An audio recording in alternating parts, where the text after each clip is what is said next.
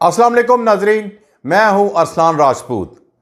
क्या भारत और चीन की ये नई दोस्ती अमेरिका के लिए एशिया में खतरे की सबसे बड़ी घंटी साबित हो सकती है? क्या ट्रंप की पॉलिसियों ने एक ऐसा खेल शुरू कर दिया है जो अमेरिका के ख्वाबों को तोड़ देगा? अगर आप ये समझते हैं कि भारत हमेशा अमेरिका का करीबी इत्तेहादी रहेगा तो इस वीडियो को आखिर तक देखना जरूरी है, क्योंकि जो हकाइक मैं आपके सामने लाने वाला हूं वह दुनिया के सियासी नक्शे को बदल सकते हैं। चैनल को सब्सक्राइब करें और बेल आइकन जरूर दबाएं ताकि आपको हर बड़ी जियोपॉलिटिकल अपडेट सबसे पहले मिले। नाजरीन, क्या भारत और चीन का नया मिलाप वाकई ही अमेरिका के लिए खतरा है? 5 साल पहले का मंजरनामा याद करें।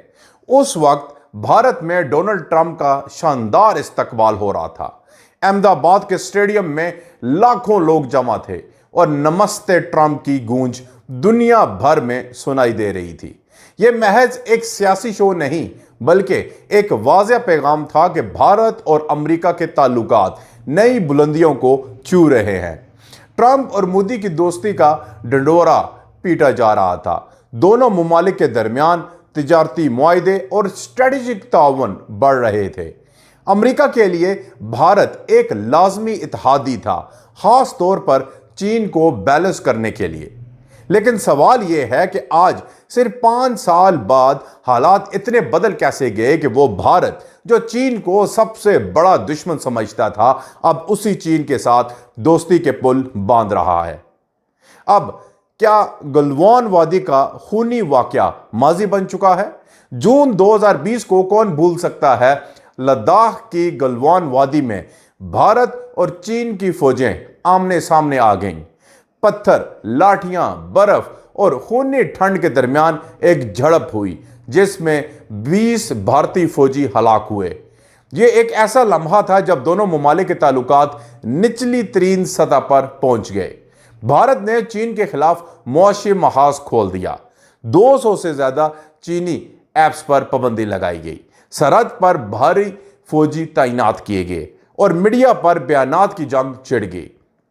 लेकिन आज हम देखते हैं कि दोनों मुमालिक एतमाद साजी के इकदाम कर रहे हैं, परवाजें बहाल कर रहे हैं, तिजारती पाबंदियां नरम कर रहे हैं। आखिर ये यू टर्न क्यों?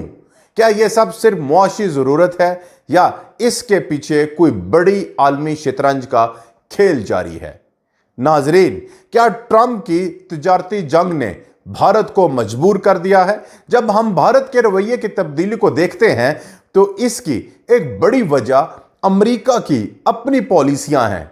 डोनाल्ड ट्रंप ने सदर बनते ही अमेरिका फर्स्ट का नारा लगाया और इसके तहत भारत समेत कई मुमालिक पर भारी टैरिफ आयद कर दिए। आज भारतीय मसनूआत पर अमेरिका में 50% तक ड्यूटी है। यह किसी भी तरक्की पजीर मईशत के लिए एक बड़ा धचका है। भारत ने सोचा था कि अमेरिका उसका सबसे बड़ा पार्टनर बनेगा, लेकिन हुआ इसके बरक्स। इस मौशी दबाव ने भारत को मुतबादिल ढूंढने पर मजबूर किया और चीन अपनी बड़ी मार्केट और मैन्युफैक्चरिंग पावर के साथ एक कुदरती इंतखाब बन गया। यह वो लम्हा था जब भारत ने दोबारा सोचना शुरू किया कि वो अमेरिका पर मुकम्मल इन्हिसार कर सकता है या नहीं।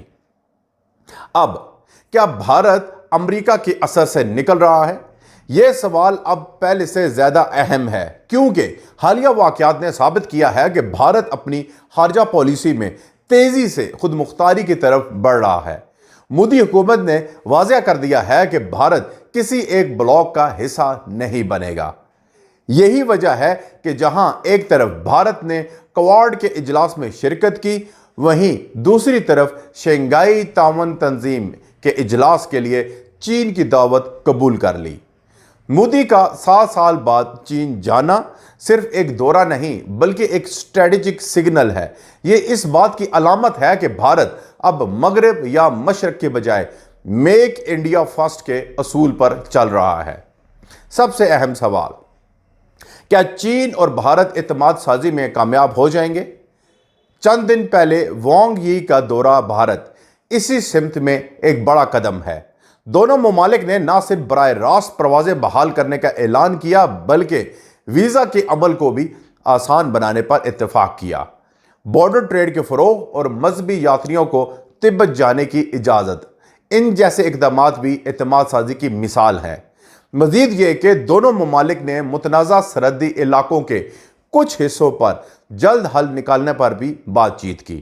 اگر یہ سب ہو جاتا ہے تو 1962 کی جنگ کے بعد کا سب سے بڑا بریک تھرو ہوگا۔ اس صورتحال میں کیا ایشیا میں نیا تجارتی بلاک بننے والا ہے؟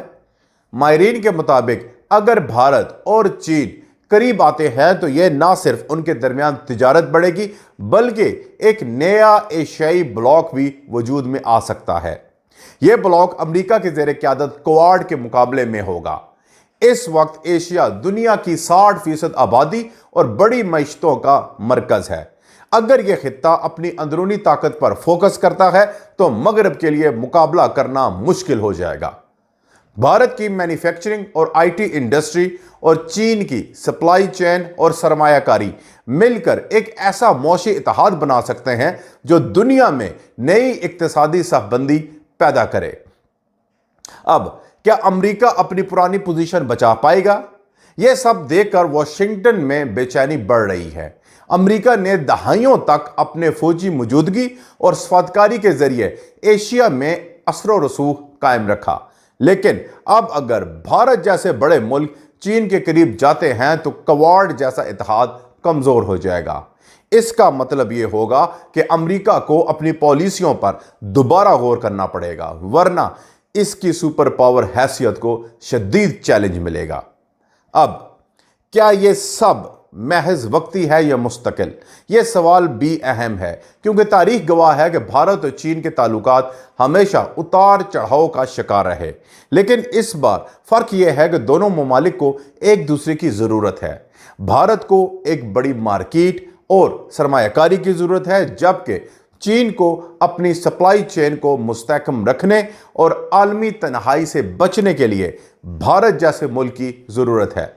یہی وجہ ہے کہ یہ تعلق صرف وقتی نہیں بلکہ طویل مدتی ہو سکتا ہے۔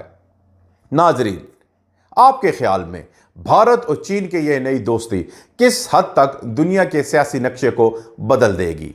کیا امریکہ اپنی پوزیشن بچا پائے گا یا ایشیا ایک نیا عالمی پاور سینٹر بن جائے گا؟ اپنی رائے کمنٹس میں ضرور بتائیں۔ اگر ویڈیو پسند آئی ہو تو لائک کریں، شیئر کریں اور چینل کو سبسکرائب کریں۔ ملیں گے آپ کو نیکسٹ ویڈیو میں، تب تک کے لیے اللہ حافظ۔